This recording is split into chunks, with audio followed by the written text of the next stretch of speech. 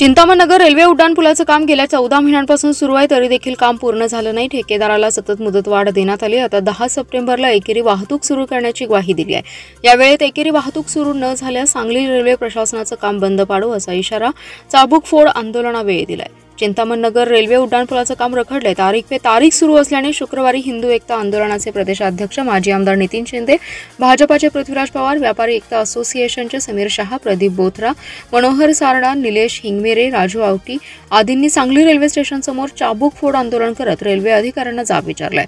Railway उड्डाणपुलाचं काम गेल्या 14 महिन्यांपासून सुरू आहे। अद्याप काम पूर्ण झालं नाही। उड्डाणपुलाच्या डाव्या आणि उजव्या बाजूच्या व्यापाऱ्यांचं आणि जनतेचं अतोनात नुकसान झालंय।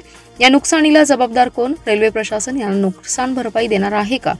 आता दिलेली 30 सप्टेंबर पर्यंतच्या मुदतीत हा उड्डाणपूल होणार आहे का, असा सवाल चाबूक फोड आंदोलनाच्या माध्यमातून करण्यात आलाय। यावेळी रेल्वे प्रशासनाने आंदोलकांशी चर्चा केली। 10 सप्टेंबर पर्यंत रेल्वे उड्डाणपुलावरून एकेरी वाहतूक सुरू करण्यात येईल आणि 30 सप्टेंबर पर्यंत पुलाचं काम पूर्ण होईल अशी लेखी ग्वाही आंदोलकांना दिली। आंदोलकांनी चिंतामणनगर येथील रखडलेल्या रेल्वे उड्डाणपुलावरून 10 सप्टेंबर पर्यंत एकेरी वाहतूक सुरू केली नाही तर रेल्वे प्रशासनाचे कामकाज बंद पाडू असा इशाराही यावेळी देण्यात आला।